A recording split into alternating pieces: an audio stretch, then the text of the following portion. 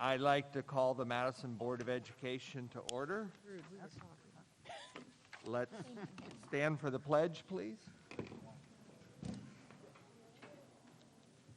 I pledge allegiance to the flag of the United States of America and to the republic for which it stands, one nation, under God, indivisible, with liberty and justice for all. Thank you. May we have roll call, please? Mrs. Melissa Walker. Here. Mr. Mosier. Here. Mrs. McKinney. Here. Ms. Amy Walker. Here. And Mr. Wigton. Here. We need a motion to adopt our agenda. So moved. Second. Second. Discussion. Roll call, please. Mrs. Melissa Walker. 4. Ms. Amy Walker. 4. Mrs. McKinney. 4. Mr. Mosier. 4. Mr. Wigton. 4.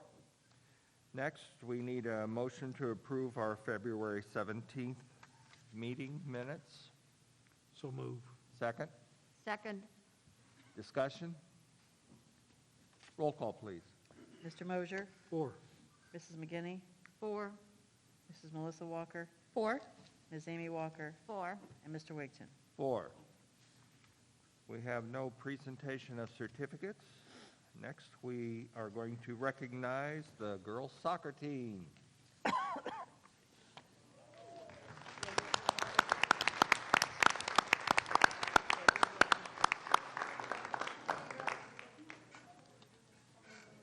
ball.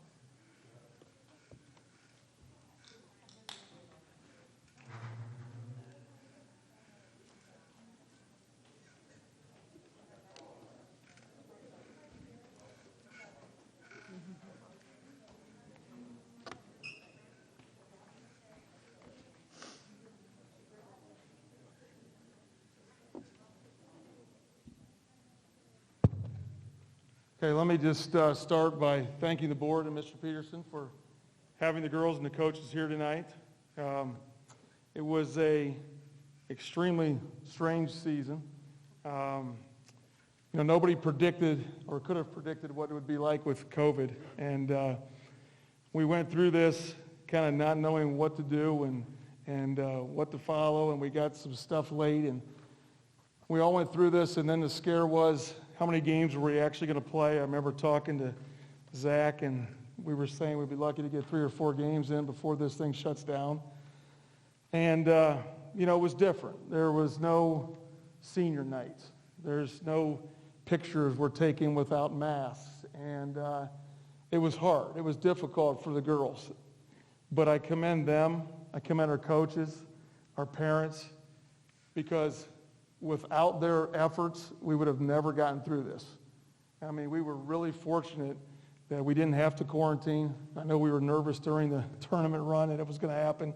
Some schools near us had to do that, and that we were going to lose a girl here or there.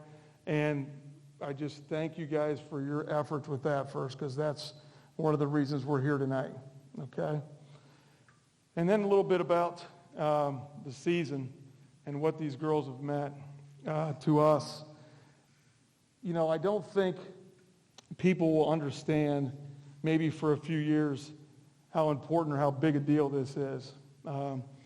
I was talking to someone today, and I said, I lost my father in October, and it was the last week of the regular season. My dad was not a soccer fan. But last year, he was able to go to his first girls' soccer game, and he absolutely fell in love with these girls. And I saw him the day before his death, and it was his birthday, and the very first thing he said to me was, "How's the girls' soccer team doing?" And, he loved you guys because of how tough you were. My dad was a guy who worked for 32 years and missed one day of work. And he was a tough guy. And when he came to the game and he got to watch you guys on TV, he commented on how old school you girls were and how tough you were. He never knew soccer was that tough. And I think, that comes from your work ethic, and it's not just on the field, and it comes from your coaches. But I don't know if the board realizes that our grade point average for these girls was 3.6 as a grade point average. So it wasn't just what they do there, it's what they do when they're in the classroom and off the field. And we didn't have issues, and we didn't have problems. And how many girls and community members looked up to you guys. And during this horrible time, what you guys gave us, was just something that we'll never, ever forget. With all the bad that was going on and all the people sick and people even dying, you guys gave us some hope. And it was just amazing what you guys were able to accomplish. And I talked to Zach a little bit, just wanted to go over a couple things. The seniors that were here for 4 years, they won the conference 3 of the 4 years that they were here and never lost a conference game. Just amazing. Never lost a conference game. They were 4-time district champs, 3-time regional champs. And in 2017, they were in the state Final Four. 2019, of course, we were state runner-up. And then, of course, state champs. And the record is just absolutely amazing. These girls that were seniors were 76, 6, and 10. That's just phenomenal. And it wasn't just our seniors. I mean, we played a lot of freshmen this year. It's absolutely amazing that we were able to do something like that. But 9 of the 10 seniors were also on the National Honor Society. I think that's something, again, to be very proud of. I wanted to recognize a couple girls also that, is Trinity not here? Okay. Trinity Tucker was a second-team All-Ohioan. And where's Nevaeh at here? Nevaeh, step up there just for a second, okay? Nevaeh is a freshman, and Nevaeh scored 2 goals in the state final game. And she's only the 9th girl, I should say, in the history of the state finals to ever score 2 goals. So that's pretty impressive, okay? It's pretty impressive for a freshman, okay? And where's Taylor at here? Where's Taylor at real quick? Is she not here? Taylor Huff, and I just want to talk about her real quick here. She was our National Player of the Year, okay? National Player of the Year. Not only has she been an All-American for 4 years, but she was the National Player of the Year, and she was Miss Soccer in the state of Ohio. So pretty impressive that we've had somebody like that. But it's all the girls, and we're so proud of everything that you guys did. I know the board was proud. I know that we wanted to do this earlier, but with all the stuff going on, it's just been really difficult. But we did want to just say how proud we are of you and how much you guys have meant to the whole Madison community and the coaching staff. And I just want to say one time, too, the parents, thank your parents, because your parents, your grandparents, aunt and uncles, they were doing all this stuff when you guys were little and buying you the snacks and taking you everywhere and washing your uniform. And so many times we forget about all those things that those parents did to get you to this point. So thank them tonight also. So let's give a round of applause to these girls and just how proud you made us. Thank you.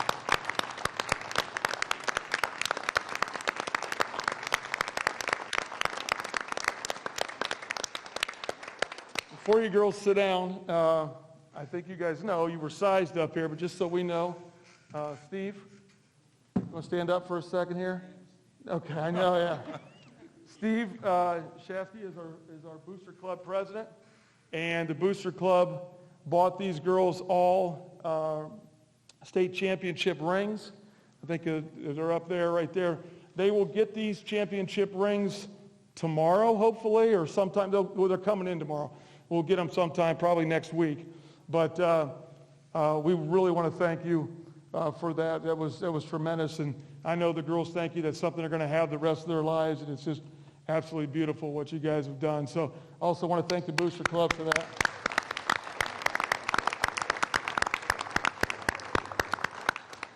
So with that, you seniors, again, we're so impressed by all of you. And now you juniors and sophomores and freshmen have a lot to do the rest of your life. So congratulations once again. Thank you. We're so excited for you and for our school district for you representing us so well. Thank you again.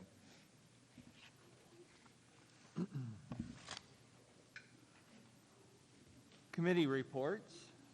Legislative Committee. No report. Okay. Athletic Board of Control, we've not had a meeting, so we have nothing to report. Student representative comments?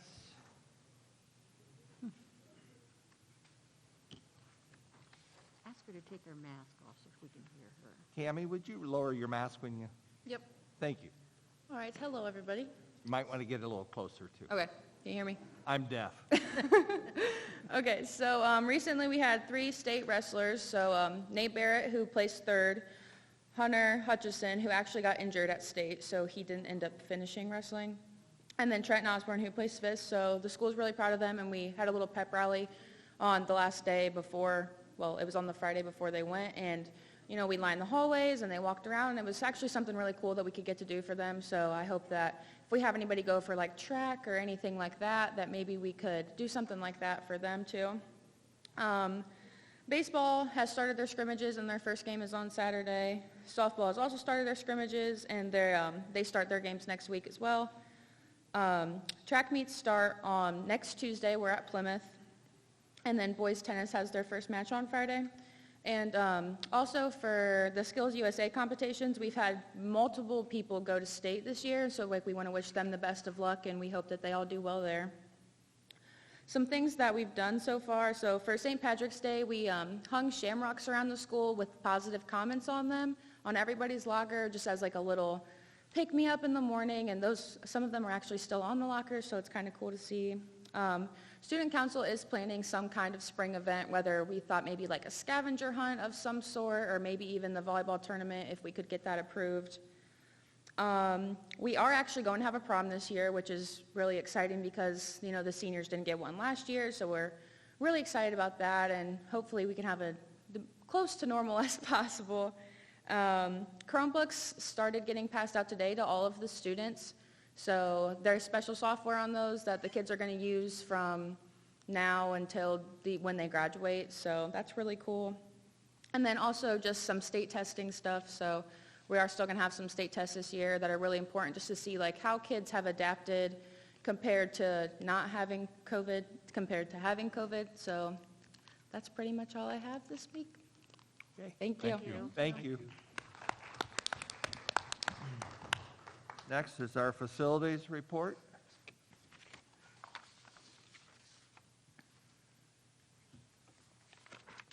Good evening, good evening. I just want to touch on a few things real quick. Some projects, we've got plenty of projects we're doing over the spring break, but really our main emphasis right now is getting ready for the summer projects. And we've got some bigger ones going on.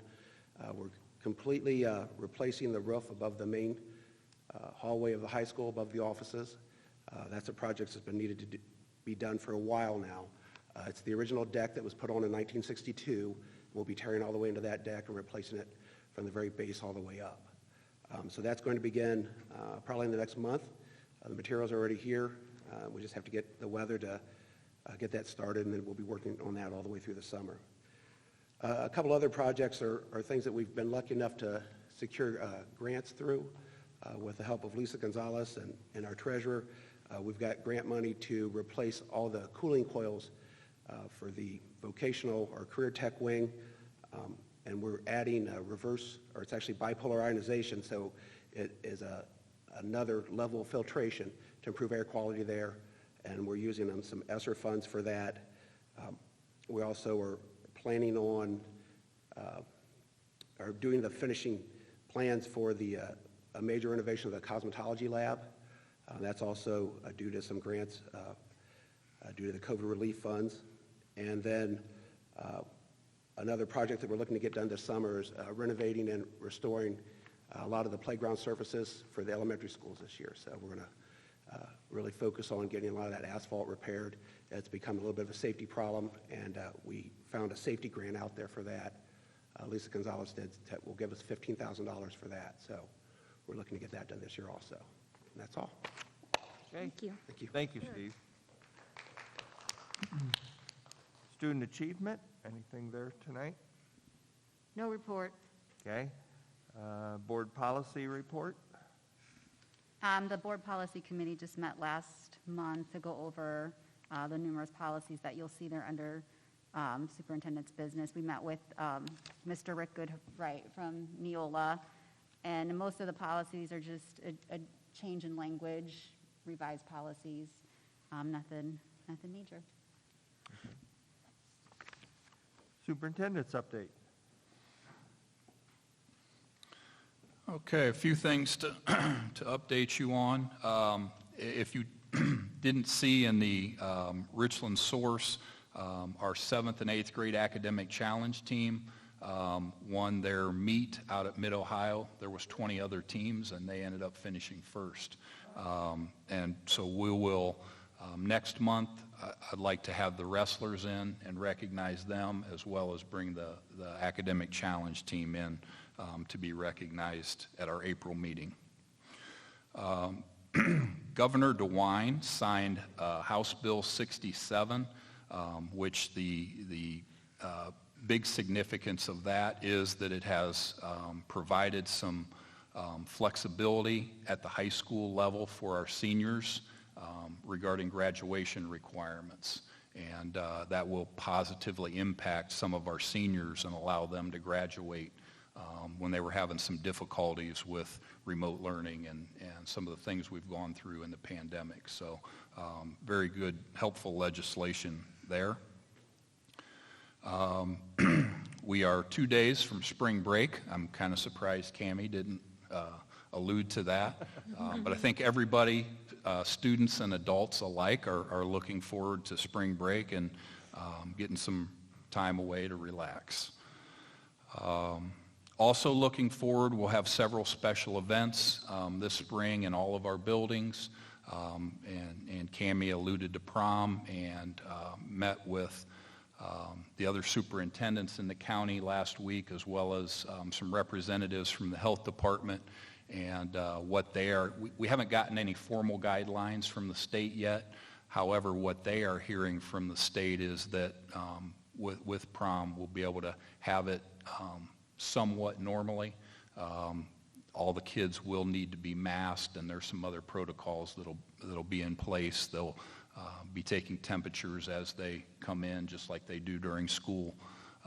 But we can have, that will be hosted out at Mid-Ohio, and we don't anticipate having to turn anybody away. So that prom should be an enjoyable experience for them, for the juniors and seniors and their guests this year. Graduation, similar there. We will be hosting that outside this year. That will allow for us to spread out the graduates more and also allow for more guests for each graduate.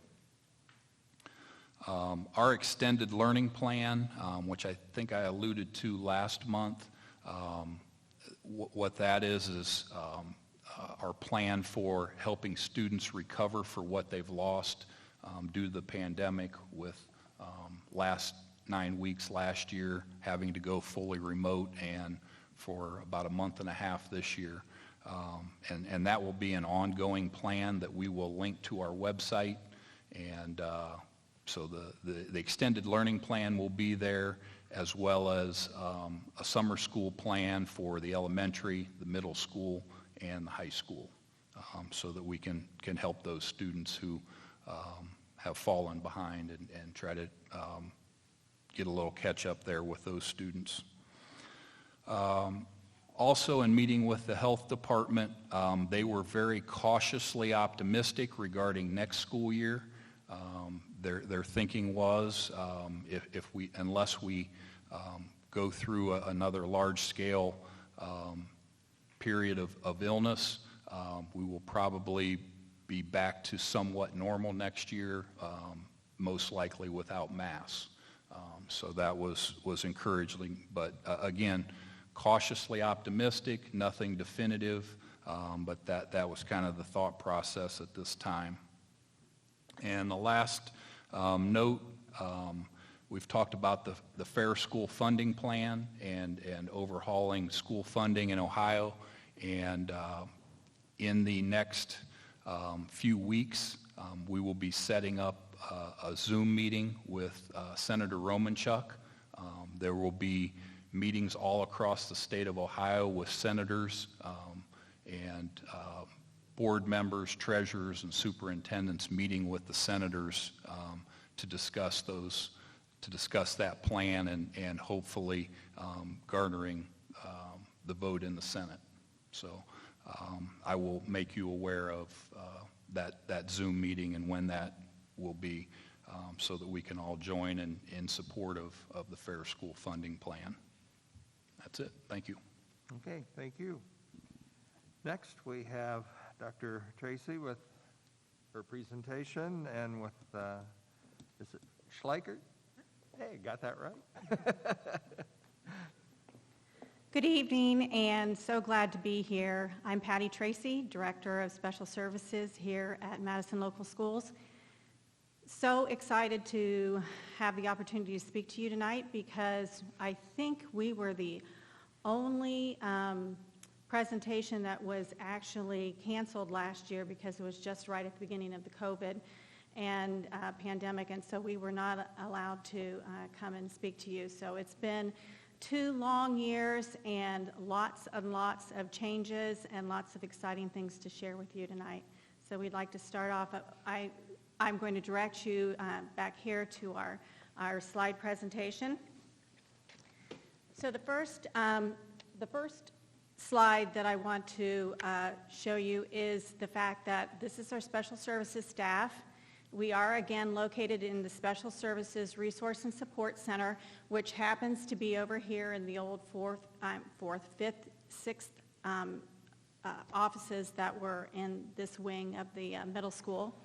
I'm there, and we also, starting last year, we had new school psychologist, head school psychologist Nate Whitman, and his assistant Kristen Hutchinson that started last year. Starting this school year, we have Jessica Liebold, and she's the school psychologist that's over with the preschool and also over at South. We have a new special services secretary starting this year. Her name is Lisa Jackson, and then we have the preschool assistant coordinator, Susan Bradford.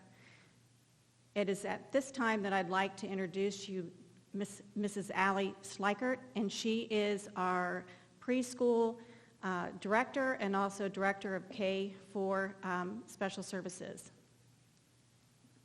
Hi, everyone. So in preschool, this is some fun things that we have done. We have collaborated with the maintenance department. Steve Christ was super willing to allow us some of the Madison South custodians to help us paint the preschool over in our building. It was kind of that institution beige color. It is a beautiful 2 shades of green, which I'll show you in the next picture when we go to that slide. But some other things that are happening in preschool is that next year, as you know, it has been approved that we are going to be going from a 5-day preschool to a 4-day preschool, so we will only have preschool from Monday through Thursday. AM and PM classes will still remain for next school year. Some additional changes that are coming for next year is some changes to our enrollment process. Currently, we have an 8-to-4 ratio. We have 8 IEP students and 4 typical students. You can have up to 8 and 8 in a preschool program, but due to COVID this year, we did an 8 and 4 just to lower the numbers. So next year, our goal is to go up to 8 typical students and 6 IEP students to kind of keep those numbers lower so that we can provide some more intense instruction to some of those students who really need it, and just as we kind of adjust coming off of the COVID, hopefully coming out of the COVID crisis. But we are going to do that as well to increase some revenue coming into the preschool program because our typical students pay tuition, our IEP students go to preschool for free. So that will allow us to generate a little bit more income coming in to the preschool. We are also kind of throwing around the idea, I've talked with Robin, Ms. Klink, about increasing our tuition costs for next year because they have not been increased in several years. And so it's currently $100. We're kind of looking at going up to $125 to make it more consistent with area preschools.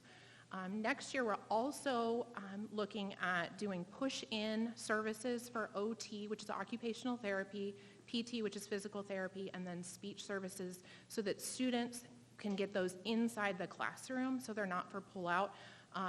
A lot of times when we have kids come in for preschool as part of the enrollment process, we will do a play-based assessment to determine if they need to go on an IEP, if they need specialized services.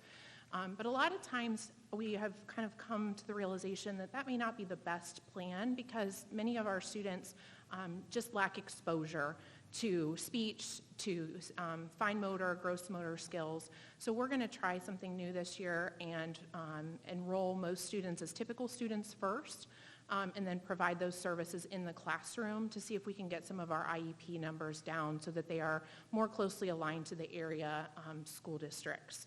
Because right now our preschool IEP number percentages are high. So that's a change that we're going to make next year and try and adjust. And then if you go to the next slide, thank you, Mr. Barr. You can see our leprechaun that came and joined us this past week for St. Patrick's Day. That is Mr. Gordon, the assistant principal at South. I got him to dress up as a leprechaun and come visit the preschoolers and read to them. He was an elf at Christmas. He dressed up as an elf on the shelf. So I asked if he would be willing to do a leprechaun costume, because he already has the beard. So he obliged, and the kids absolutely loved it. He told them that he went to bed as Mr. Gordon and he woke up as a leprechaun, a little person, and they were just so excited. But in the background of this picture, you can see the wonderful paint job that the custodians over at South did. You can see that it's a two-tone shade of green. And all of our little kiddos there, that's the afternoon preschool class. All right, one of the things that have been keeping us really, really busy is what we have been working on following an audit that was conducted by the Mid-Ohio ESC. And using those findings, we reviewed those with the administrative staff in September, and then we've been working on some projects and programming changes starting this year.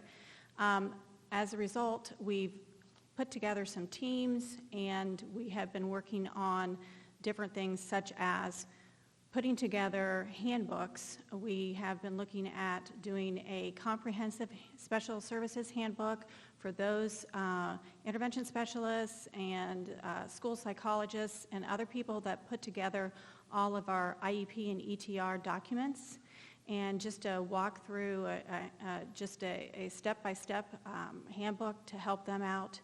We're also looking at putting together handbooks for our aides so that they have instruction when they're coming into the job brand new.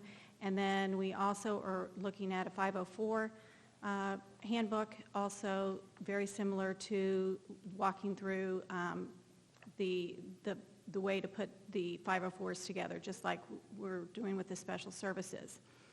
We've also looked at doing some modifications to our continuum of services. We'll be discussing that a little bit later on as we talk about what these changes have been. And one of the big takeaways from the audit was the fact that our RTI, or our MTSS implementations is not as rigorous as we would like and as standardized across the district.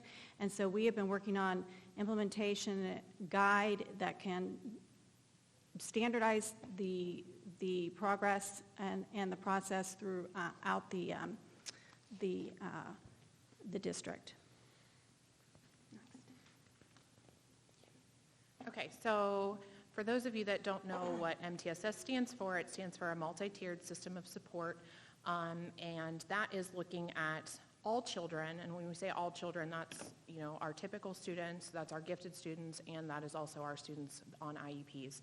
And we're looking at them as a whole child, a whole person.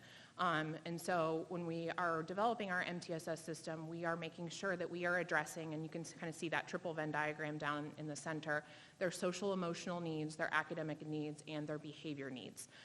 So we are providing them that support here at school in all of those variety of ways. And then you can also see under the umbrella of MTSS, we are working to collaborate with parents for that parent engagement piece. We're working as a team here at school with all of our teams that we have created, the administrators, the staff, guidance counselors, intervention specialists, as well as then with the parents, the school and community collaboration. We're looking at curriculum design and making sure that the instruction that we are doing is really high quality, so that way we are reaching all the kids in the classroom first, addressing their post-secondary goals, and then also providing very high quality professional development to our staff. And staff would include administrators, aides, teachers, general ed, and both intervention specialists as well. MTSS is actually not a special services, a special ed initiative. It actually is a general ed initiative. It's something that is meant to address all of the general population first. However, we kind of spearheaded that because we have seen the impacts of it from the special ed perspective of not having all of these things available to our students. So we kind of have decided, created all these teams to help meet all of these needs that are under the MTSS umbrella. One of the most major foundations of the MTSS program is RTI, Response to Intervention, and it's usually done and shown in a pyramid. If you notice, I'm not going to go in and explain it, but the bottom tier is the instruction or what you deliver as far as the students are concerned across the board in every classroom, every student. And then depending on the need of the student, then they get either supports and services that might be just supplemental or they might get more intensive. One of the things that they've been doing with the pyramid, which has been out for quite some time now, is they're showing it in another way, which we found to be a lot more descriptive of what we would like to see in the district, and that is where you can see from the pyramid that's on the side that those that are in intensive support are getting all three of the supports, not just one. And that's very important when we're looking at delivering the kinds of intensive supports or supplemental supports that students may need down the road. Yeah, so with RTI, it's essentially like a layering system. All of the students are provided that high quality tier 1 instruction. We start with that first, every student. So general ed students, IEP students are general ed students first. They should be treated as general ed students first. They should get everything that a general ed student does get first. Then as you go through the RTI process, if tier 1 instruction is not enough, then you are going to use your data that you've collected through state testing, benchmarks, classroom materials, to determine if they need more instruction, which would then be that supplemental support piece, that tier 2 piece. If they are in tier 2, which would be like title, they're receiving some title services, some additional pull-out, academic, behavior, or social emotional support, and that's still not quite enough, then they're going to get additional intensive support on top of that. So they're getting tier 1, tier 2, and tier 3 instruction to help kind of close those gaps. At that point, if tier 1, tier 2, and tier 3 really aren't working, at that point, that is when you get referred to special ed. So that at that point, we would go ahead and we would do an evaluation. Mr. Whitman, the psychologist, would get called in and he would start that special education process. So you can see that we are affected by the RTI process, so we want to make sure that our students are receiving all of these services first to kind of lower some of our special ed IEP numbers. We wanted to drill down a little bit on PBIS and also the social emotional learning SEL because we are having more issues with behaviors and the need for more interventions and support. And we're also looking at and this has been nationally and by the state, and I know that Governor DeWine has been a big proponent of the social emotional learning piece that has been put into the strategic plan for the state of Ohio. So we are lucky that we have joined with some outside agencies for partnerships to look more at the behavioral aspect, not just the academic, but the behavioral aspect and the SEL aspect of students and the supports they may need. So we're really looking at what we were finding was, sure, we were doing a great job with our PBIS and putting those supports in place, and then up at the very top, evaluating and referring students that may have major difficulties to special ed, but we were really missing the middle sections, and we really needed more supports. So we've been working on those, and with the help of these agencies, we've been able to do things such as restorative practices, and also we've been lucky to have a social worker that is afforded to us during the week for 20 hours, and that person helps students in either individually or in group. And then we have some improvements to the continuum of services and some more. So as you can see, the first two bullet points, I've kind of already addressed the push-in services for speech, OT, PT, and the preschool, but we're actually also going to expand that to the kindergarten, first, and a little bit of the second grade levels across all three buildings, once again, to provide some more support to those students that maybe are kind of like our bubble kids.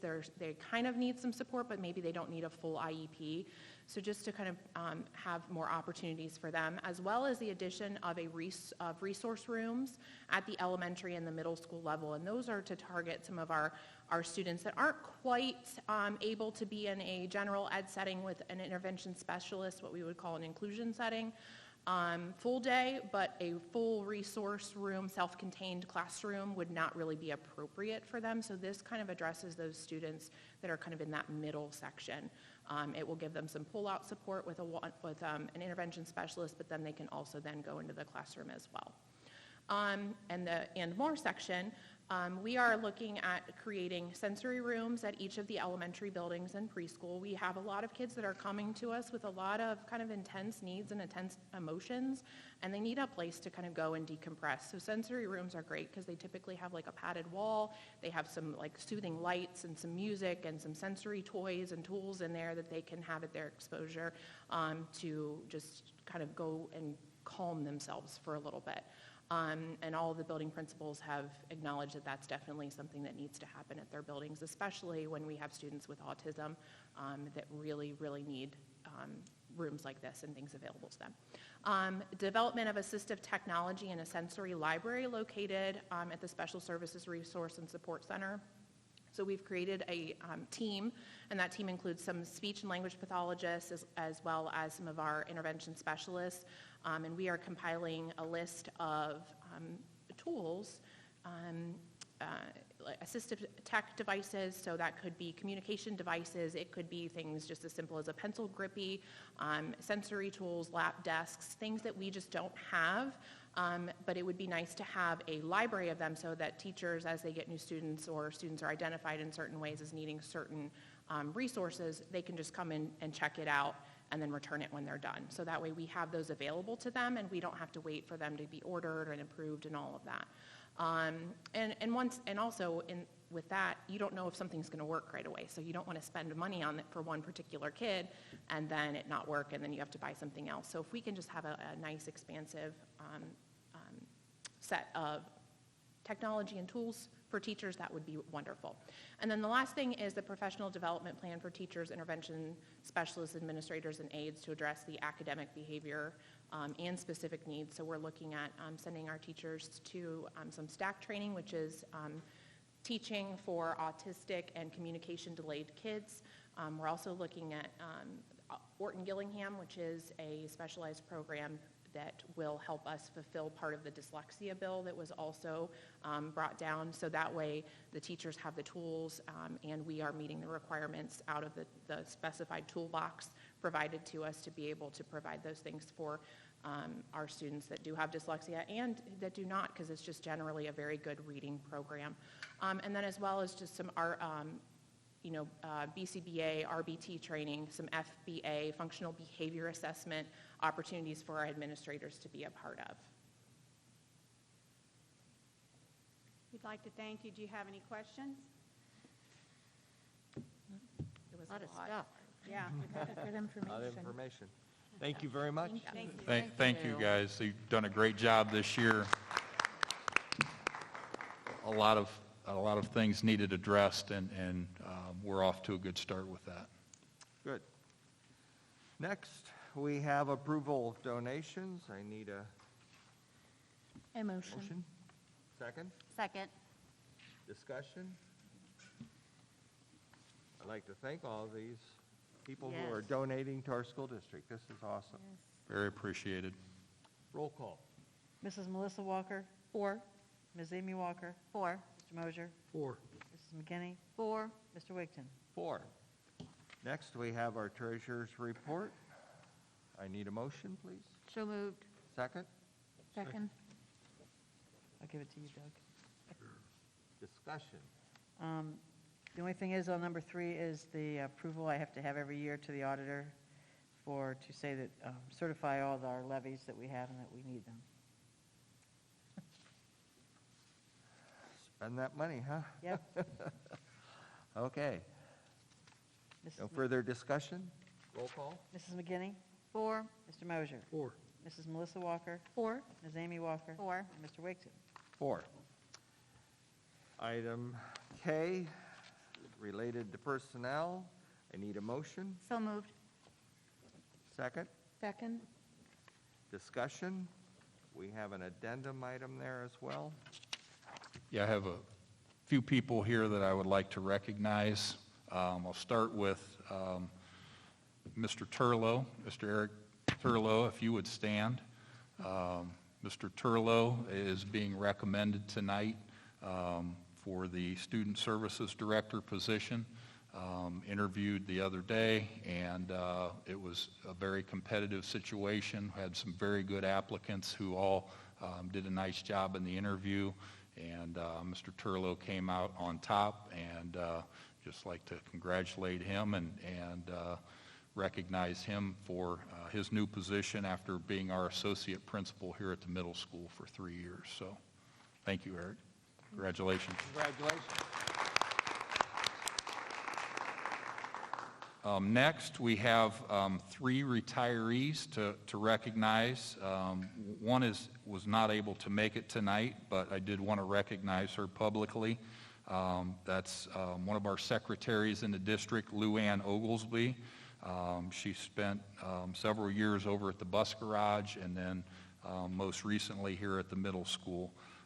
She spent, I think, 11 and a half years in the district, so did want to recognize her. And then we have a couple of teachers who are retiring this year that we want to recognize, longtime Madison teachers. The first one has been in the district for 22 years, all at the high school. I had the opportunity to work with Todd Cordelletti for many years. Also, he taught high school social studies and was a boys tennis coach for several years, and also advised the mock trial team. So I want to recognize him, and I'll be down in a minute to bring you your blanket. And also want to recognize, Todd, stand up, I'm sorry.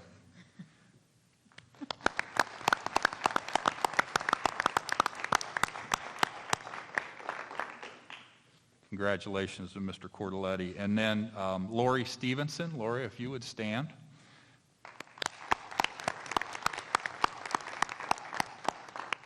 If I counted correctly, I believe she's been in the district 33 years. Does that sound about right? Yeah. At South and here at the middle school, right?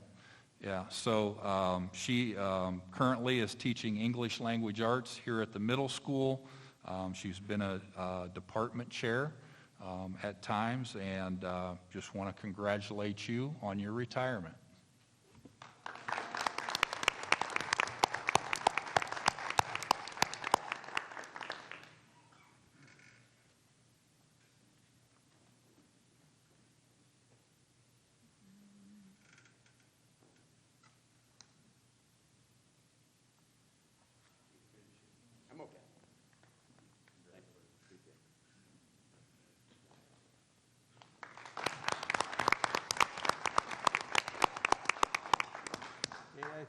roll call here?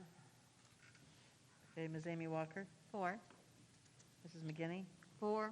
Mr. Mosier, 4. Mrs. Melissa Walker, 4. and Mr. Wigton. 4. Next is item L, Superintendent's business. I need a motion to accept that. So moved. Second, Second. discussion. The only item that I'll bring to your attention, and we have talked about this, is number 8, where we are adding art to our elementary level, which has been kind of long overdue, and that will be a part of the special rotation at the elementary level. So we'll be creating a new position there. Okay. Roll call, please. Mrs. McGinney, 4. Mrs. Melissa Walker, 4. Mr. Mosier, 4. Ms. Amy Walker, 4. and Mr. Wigton. 4. Next is visitors' comments. Anybody wishing to make a comment from the audience? Okay, seeing no hand waving, I will move on to President's business. Our next regular board meeting is April 28th here at the middle school at 6 o'clock. Next, we need to go into executive session where there will be no voting afterwards, so I need a motion to do that.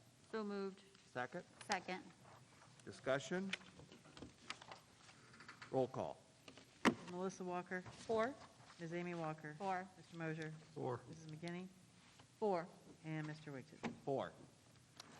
Okay, thank you. And we're meeting up in the PD room? Right.